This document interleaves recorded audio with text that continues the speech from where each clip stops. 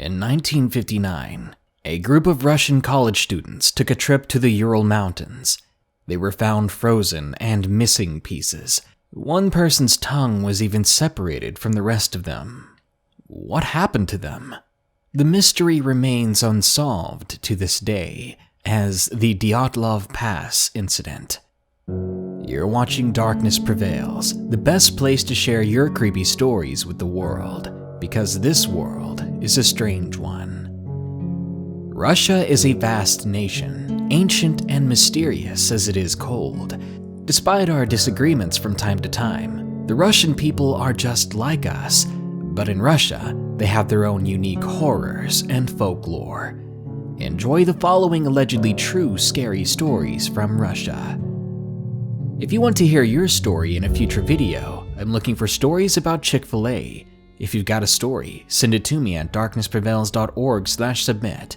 Or download my new free app at darknessprevails.org/app to submit stories on the go, see all my videos, and read thousands of stories all in one place.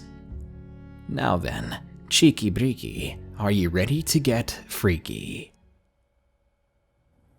Number 1. Murmansk Sea Monster. Submitted by PYOTR. I'm originally from St. Petersburg, or Leningrad, as it was known when I was born, and that's what I still call it. Growing up surrounded by the sea, my grandfather, a Latvian fisherman who left the country during the purges of the 1950s, told me many stories of giant sea monsters living in the depths of the Baltic Sea. Stories that made me shiver, especially during the long, dark, cold winter months. As I grew older, studied hard, and eventually joined the FSKN, the Substance Control Service of the Politsia, the Russian Federal Police, the stories lost their effect on me. I brushed aside many of the myths I was told as a child as superstitious nonsense.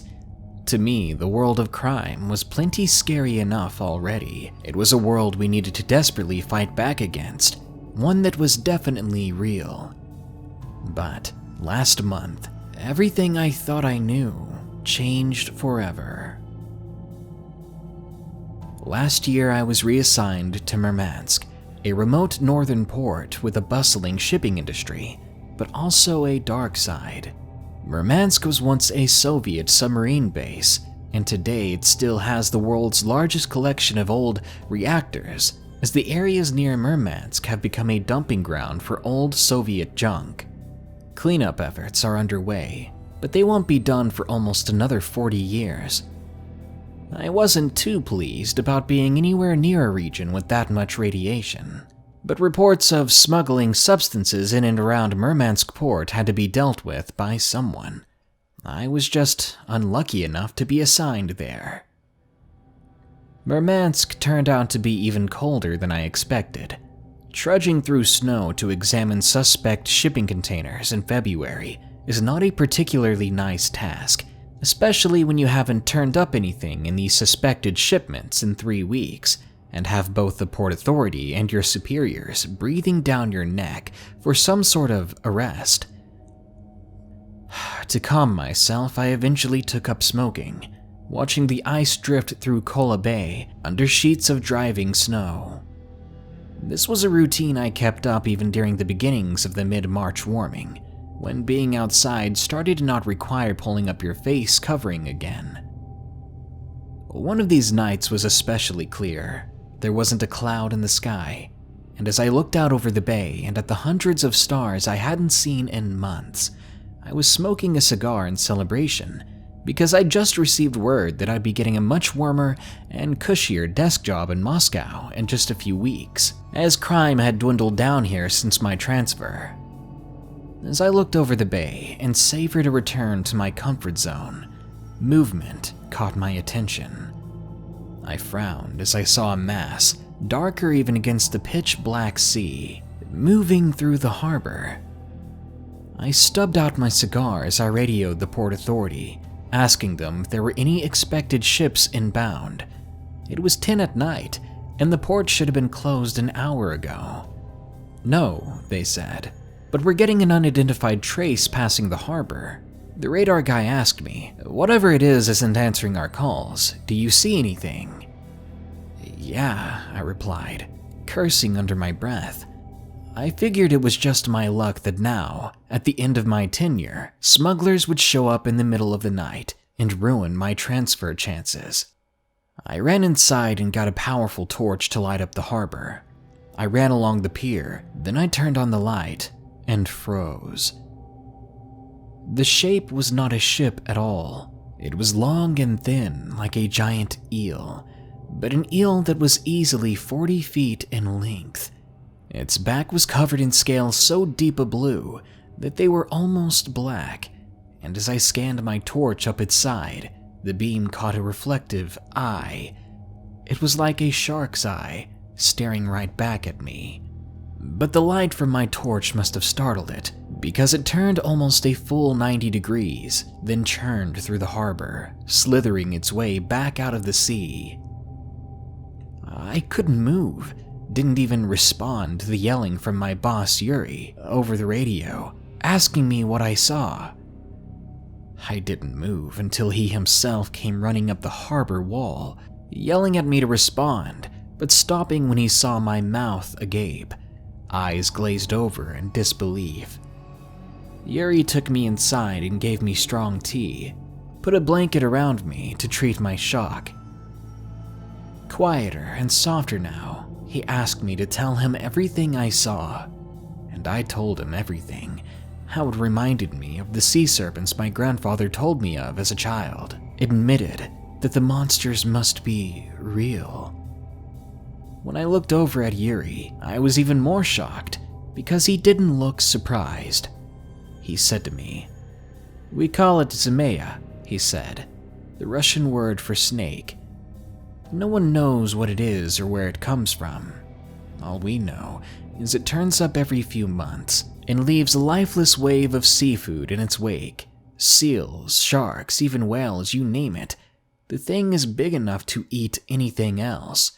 And honestly, it scares the heck out of us. I'm glad you were able to chase it off.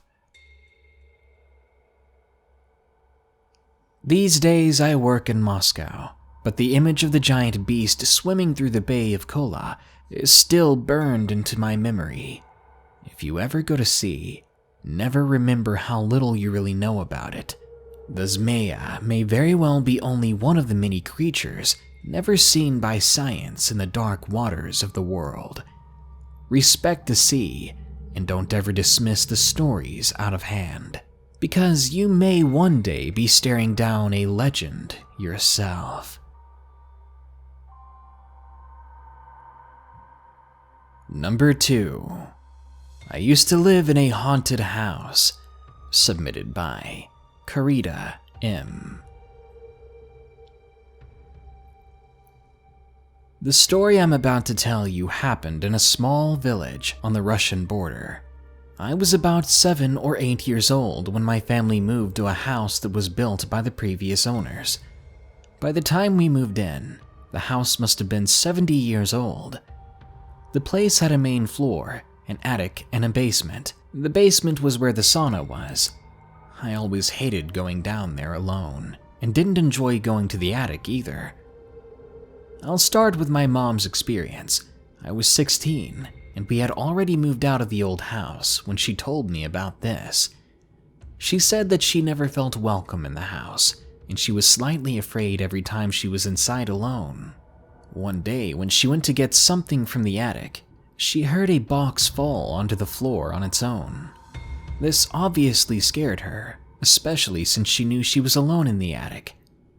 The attic had 2 windows and only 1 light bulb, leaving a greater half of it completely dark, especially at night and during the winter. Due to the darkness, she couldn't see which box fell down or what caused it. I'm kind of happy she didn't tell me all this before we moved out, even though I was crazy about paranormal things as a child and still am. The next incident involves my little brother and me. We shared a bedroom and had a bunk bed. My brother slept in the top. One night when we lay in our beds trying to sleep, my brother spoke up. "There's a little dot of light moving on the wall." Him speaking came so suddenly. What he said was so odd. It terrified me. Yes, I loved scary and paranormal things, but I didn't want to experience anything myself, especially right there when I was trying to sleep. I slowly opened my eyes, but as expected, I didn't see what he was talking about. No sort of light source in the room. It's just a headlight of a car that's driving by. "Go back to bed," I told my brother.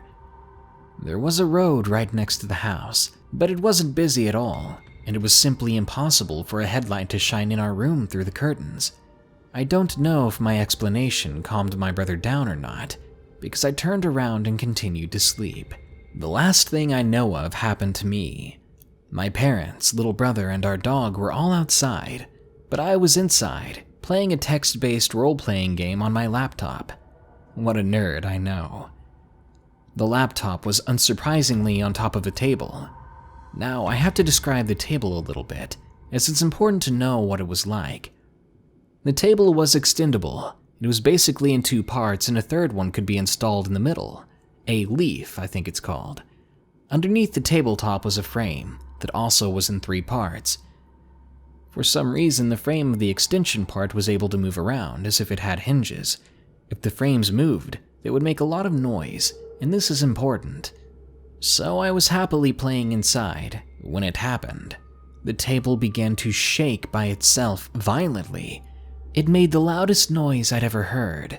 The loose frame was rattling underneath the table. At first, I was dumbfounded. I was not expecting this. Then I stood up, took the laptop with me, and just stood there, staring at the table shaking violently. It was the only thing in the room moving. I had no idea what was happening, but I didn't feel afraid or scared. More curious. Why was my table shaking? What was shaking it? Do I need to do something about this? Not too long after the shaking started, it just stopped. I put the laptop aside and decided to investigate. I tried to shake the table myself, but it was far too heavy for me to produce just as loud a rattling as the table did. So it couldn't have possibly been any of us shaking it. Then what did shake it? Nothing else in the house was shaking. I remember double-checking that, so it wasn't an earthquake. And strong enough earthquakes like that don't really happen here. I checked later, and there weren't any kind of earthquakes around the area that were reported. It couldn't have been a train either. The tracks were just too far away. And once more, the only thing that shook was the table. It was the most intense paranormal thing that had ever happened to me. Even as I'm writing this, I'm half expecting the table to just start shaking, and full on hoping that it doesn't. Ever since we moved out of that house, nothing of this kind has happened to me again, but I will forever remember these few happenings. I still enjoy scary and paranormal things, but I'm not so keen on having first-hand experiences with those things again. Some crazy things happen along the Russian border. The following story was featured in its own video in 2016, but I love the story so much I wanted to read it again for you guys. Most of you probably haven't heard it. Number 3 is The Russian Skinwalker, submitted by Sunky. I'm an off-road truck driver in Russia. Sounds a little bland, doesn't it? Well, it really isn't. I have to drive a large all-wheel drive truck through the wilderness, hauling logs, fuel, etc. The truck that I drive is an 8-wheeled MAZ truck. Well, something happened on the job that has shaken me to my very core, and I nearly quit my job because of it. Here goes. It was late September, as I recall, and the nights were just getting colder as the days passed. On this particular evening, I was tasked with driving some logs to a sawmill about 50 miles away from headquarters. I was going to object to this until my boss told me that I would be paid a large sum of money for this job, so I accepted. I went outside into the cold. I started my truck, and I backed the logging trailer towards the log pile. The loading process went without any trouble, and I set out on my journey. Now, let me tell you something about being an off-road trucker. The Russian wilderness is absolutely stunning during the day, but when the sun sets, it's an entirely different story. The trees form a near impenetrable wall of darkness, and navigating through this is more than difficult for me, even with a GPS. The trip to the mill was uneventful, as it usually is, nothing more than a pit stop at a fuel station. I dropped off the logs at 9 p.m., then went on my way. As I stated before, driving through a forest at night is difficult, and tonight was no exception. I was getting more and more tired as the miles went on, partially from the cold. My truck's heater was broken, and from general tiredness. I was just about to stop and sleep in the cab for the night when I heard a noise. It sounded like a woman screaming. It was very loud, as my truck's engine tended to drown out just about everything else.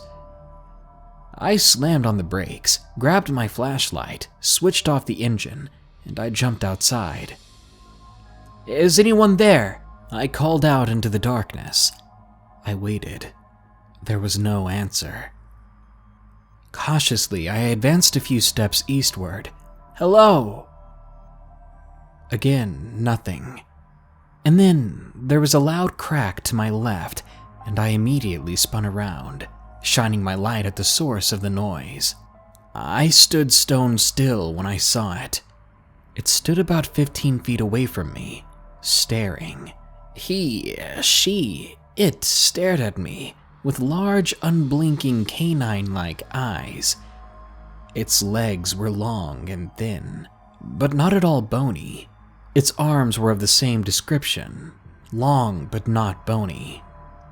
It wore a large wolf's head, while the rest of the wolf's skin was used for additional clothing. It grinned widely, as if it was my mistake for ever gazing upon it.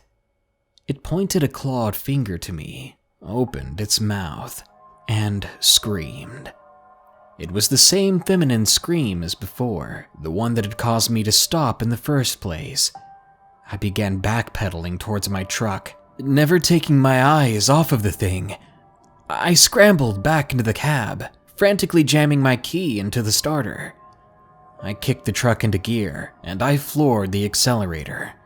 The engine groaned in protest, but I paid it no mind. When I was moving at cruising speed, relief came. I looked in the mirror and saw the creature still. It was now running towards me, on all fours. I downshifted and floored it even harder. The creature's outline finally began to fade as the distance between us increased.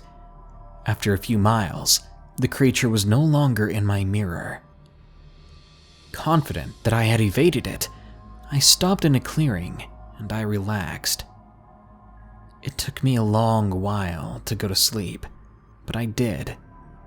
I woke up at around 7:30 in the morning. I remember the time because of my truck's dash clock. On a whim, I got out of the truck and walked around, checking for anything suspicious. When I looked at the engine housing behind the cab, I froze. There were long scratch marks along the length of the housing. What's worse is that my truck had shifted position.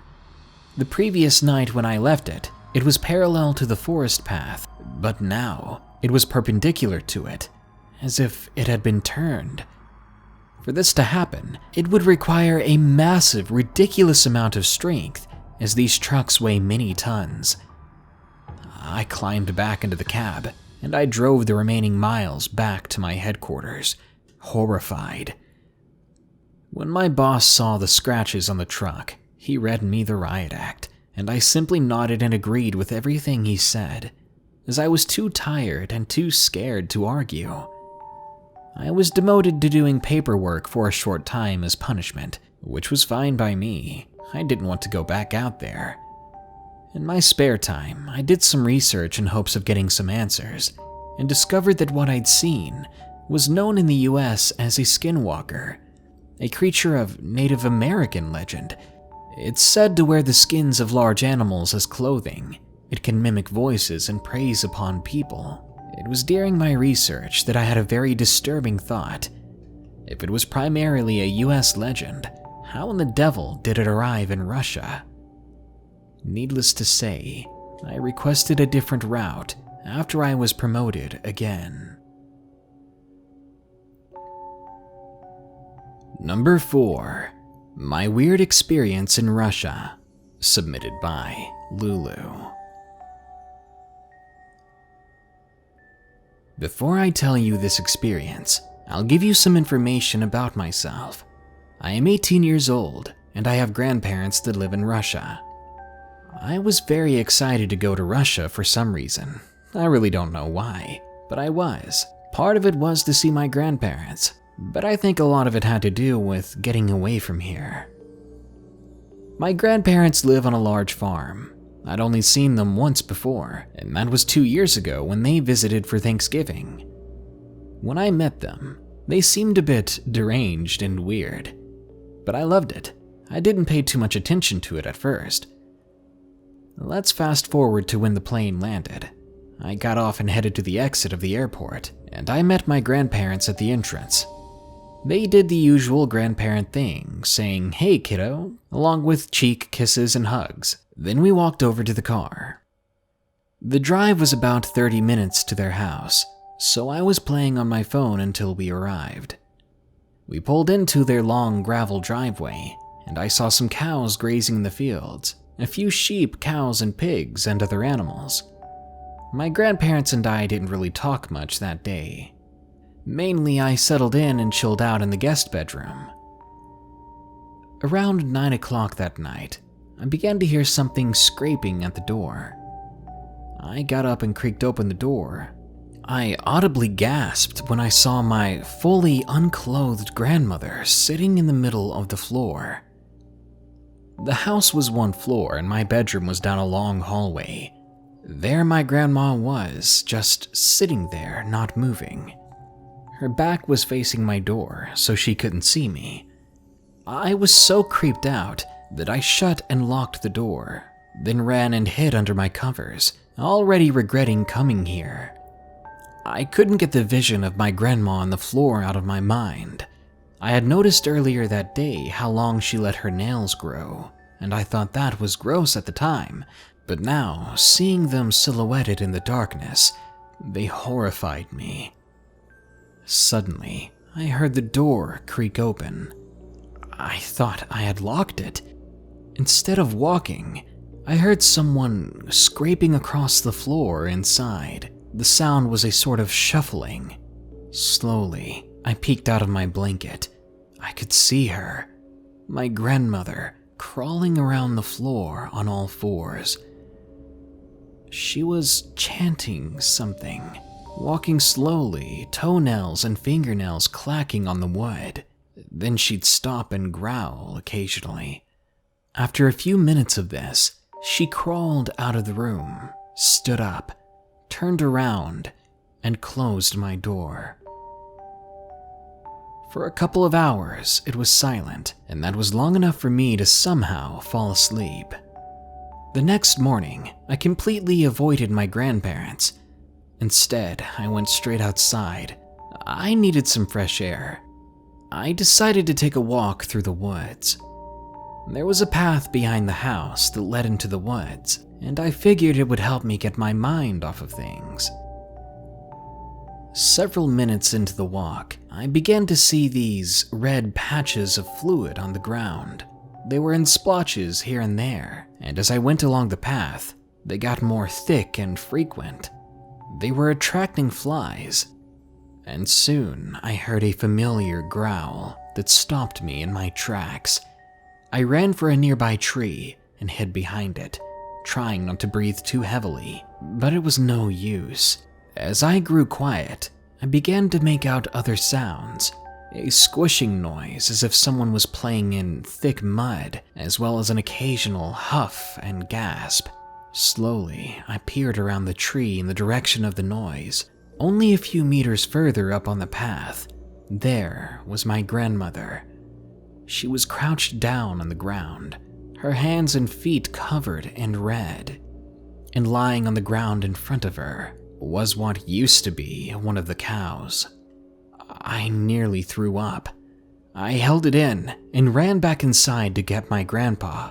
When he found her, he nearly threw up as well. He grabbed her by the wrists and basically dragged her back inside. He locked her in their room, then called the hospital. When Grandpa got back from the hospital, he looked like a nervous wreck. He was crying and rubbing his eyes and head. Apparently, they had been dealing with the onset of Alzheimer's for my grandma. But as soon as we arrived, something just snapped and things escalated heavily. She didn't just forget some things, she was acting like a deranged animal. Currently, my grandma is staying in a mental hospital, and from what the doctors say, I don't think she's going to get any better. But even still, I can't help but think about what could have happened. What if it was me on the ground in the woods in front of my grandma, and not the remaining pieces of that cow? And number 5, my father's first responder story, submitted by John77.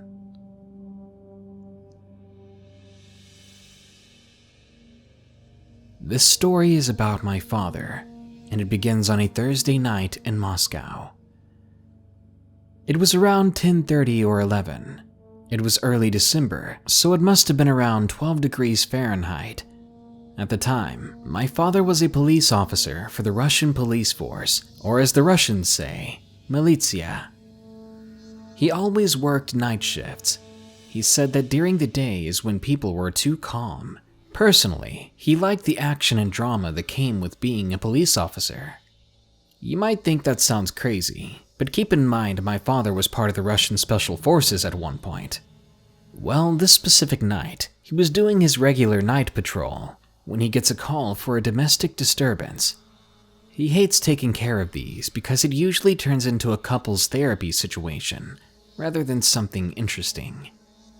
But he was the only one in the area at the time, so he took the call, albeit reluctantly. As he was driving down the snow and ice-covered road to get to the house, he saw that the road he was on was pitch black, so dark in fact, that my father had to turn on the roof lights above the windshield to be able to see a decent amount of the road in front of him. The road was bare, and there were probably 2 houses every kilometer. As he reached the house in question, he began to hear what he could only explain as the sound of heavy breathing. The kind of heavy breathing as if someone just sprinted 500 meters as fast as they could. He did the only logical thing he could do. He called out, "Police, come out!" And the breathing immediately stopped. He said it again, with the firm "now" tacked on to the end. Still, there was nothing besides silence. He had clearly heard breathing before. Someone or something had been there. He wasn't the kind of person to imagine things. He drew his weapon and his flashlight, then began to move into the empty house. The only walls this house had besides the wooden frame were the walls between bedrooms. The majority of the house was exposed to the elements. He checked room after room of the empty house. He was getting the thought that there probably wasn't anyone there. But he wasn't going to leave just yet. He wanted to be thorough. He moved deeper into the house. He passed a little makeshift hallway, which had the most covering in the entire house. When he arrived at the kitchen, he took one breath and nearly lost his lunch. He said the smell was so horrendous that he couldn't control his gag reflex. It was like a mix of decay, cigarette ashes, and chlorine. He had to place a handkerchief over his mouth to keep going. He slowly made his way through the kitchen looking for what the source of the smell could be. The place was an absolute mess, but looking through whatever remains of drawers and shelves there were, he couldn't find anything. The only place left was the refrigerator on the floor that was on its side, as if someone had pushed it down. He tried to pull the door open, but it wouldn't budge. He pulled and pulled on the refrigerator door, but nothing would happen. He just couldn't get it to open. He found a random piece of metal on the floor that looked like some kind of leg from an ironing board. He used it to physically pry the door open. As he used all of his strength, he managed to pry it open with force. When the fridge was finally open, it literally blew open, as if someone kicked it from the inside. As it opened, the horrifying discovery fell out of it, and my dad jumped back in surprise. It was what remained of a person, but they'd been destroyed beyond all recognition. No part of the human cube was no longer recognizable even as human. The only way he knew it had been a person was from the terrible smell, the tatters of clothes, and the hair that was left on what may have been a part of its head. It was awful. He couldn't believe what he was seeing. He had to look away, and he knew he had to get out of there and call for help. He immediately called for backup. They said they would send the nearest officer over. When he tried actually starting the car, it wouldn't ignite. He tried it again, but it wouldn't start. But until backup would arrive, he just locked himself inside the cab and waited. As he sat there in the driver's seat, he began to closely examine the house. He pulled out a torch and began pointing it at the side of the place. From the left to the right, he swept the place slowly with the flashlight, not seeing anything out of the ordinary. Not until he pointed it to the nearby tree in the side yard. That's when he saw a person's head duck behind a tree. Immediately, with his weapon drawn, my father quickly got out of the car and ran towards the tree. "I know you're there. Come out. Hands up," he called out to him. When there was no response or sight of a person, he slowly walked around the tree. There was nobody there, but there were fresh footprints. Someone had been there. He looked all around him for more traces, but couldn't find anything. He thought the person probably ran off before he made it to the tree. Confused and stressed, he lit a cigarette. In the middle of him smoking, he felt a very massive weight fall onto him from above. It was a person, and they had something extremely sharp in their hand. My father instinctively grabbed the hand that had something in it, and he kept it away from him, then leaned down quickly and tossed the heap of person onto the ground before him. When the other police officers arrived, they had to literally pry my father off of the guy, because my father was not going to stop pounding him. Once they got my father away from him, they looked at the man on the ground. The guy was 6'4", very thick set, and he had very long, greasy black hair. The way my father described him, it sounded exactly what you would think the monster under your bed would look like. They arrested the man, and he was taken to prison. My father stayed on the police force until we moved to America in 2006. Then I was 6 years old. When my mom wasn't around or listening, he would tell me these stories. It was this one that always gave me chills. There were two things that freaked me out the most. The first was what that man did to the man in the fridge. I mean, who could do something like that to another human being?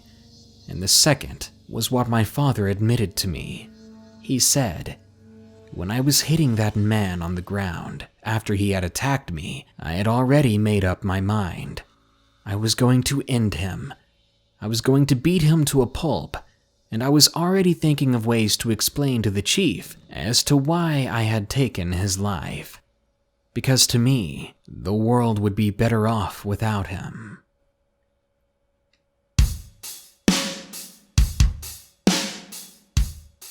In a country so vast as Russia, which is about 2 times bigger than America, with a place as cold and unforgiving as Russia, many terrible things go down behind the scenes. Sometimes they remain unsolved and hardly spoken. Every region in the world has its monsters and psychopaths. Even in the snowing wastelands of Siberia, you have to watch yourself because you never know when something or someone will be breathing down your neck and slicing through it the next. Good night. Be sure to like, share, comment, and subscribe if you enjoyed the video. And don't forget to send me your Chick-fil-A scary story soon at darknessprevails.org/submit. or download my free app at darknessprevails.org/app to share your story with thousands of others, read thousands of stories from other people, and watch all my videos on one place.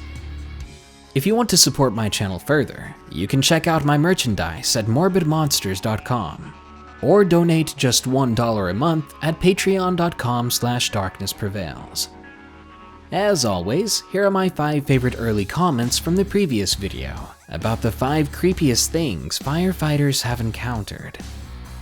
Crowblood666 says, "This is going to be lit. It's alright, I was expecting a lot of bad puns. Moving on." The Devil's Ducks is awesome says, "2 videos in 2 days, you must be on fire. Really? I must have a whole lot of dads watching my channel. I'm okay with that. Just gotta remember, Brendan, puns are a part of life now." Elite Lion Cat says, "Use my Charizard." Okay, if you're going to fight fires, you might want a Blastoise, not a Charizard spraying flamethrowers all over the place. Lion Cat, I dig your passion, but you might want to rethink that direction. Casey Wright may have had a stroke and said, "Chicken basket high baldy fish, my friend firefighter Steve." What? Are you okay, Casey? It sounds like you might need a first responder to your house right away. We can agree on one thing though, and that's chicken baskets. Yum yum. And Spartan Warrior says, "I'm a firefighter in my hometown. I love fighting fires, but it still goes far beyond that. We also assist EMS and do search and rescue, water rescue, motor vehicle accidents, but we do get creepy calls as well as stuff like creepy buildings and such. Thank you so much for your videos, Darkness." Spartan, thank you so much for what you do. Entertaining people is far less important than pulling them out of fires and finding them when they're lost from home. I respect you for what you do, and I wish the bad A's in your line of business would get paid far more than they already do.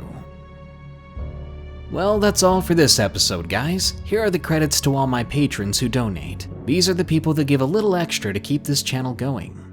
Anyway, I'll see you in the next one. Stay safe out there, and stay creepy.